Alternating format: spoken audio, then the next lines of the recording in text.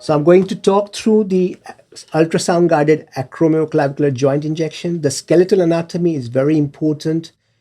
It's a joint between the lateral end of the clavicle and the acromion process of the scapula. And the way to perform this injection under ultrasound guidance is holding the probe, feeling for the lateral end of the clavicle and this scapular acromion process, and ultrasound probe will be positioned this way. The injection technique to perform is outer plane, or you could put lots of gel and perform a gel standoff technique, bringing the needle in plane, getting into the joint cavity. The other structures to be mindful of, you will be able to see supraspinatus muscle sitting just below the joint, and on the top of the supraspinatus muscle, you will also have subacromial subdeltoid bursa visible. So injection, whilst performing the injection, the clinical pearls are use a superficial, it's a superficial injection, so you only need to use 25 gauge needle.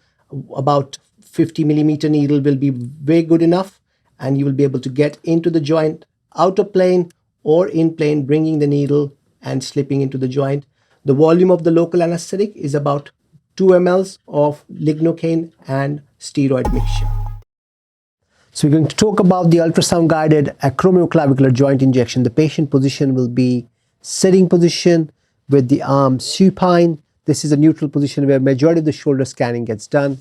Next step would be to feel for the clavicle lateral end and the acromion process, and feeling for the joint between the lateral end of the clavicle and the acromion, which will take you to the acromioclavicular joint. As you could see it in the image, we have an acromioclavicular joint in the middle of the ultrasound image, and here we'll show the structures. This is the lateral end of the clavicle. This is the acromion process. This is the superior part of the acromioclavicular joint capsule. Deep here is the supraspinatus muscle. To perform this injection, you can perform the injection in plane from lateral to medial using a gel standoff technique, or you can perform the injection out of plane in the middle of the probe, putting the needle, entering in. 25 gauge needle should be enough to access this joint. So out of plane or in plane, the joint volume is very small, so 1 to 1.5 cc of local anesthetic and steroid mixture should be suffice this block.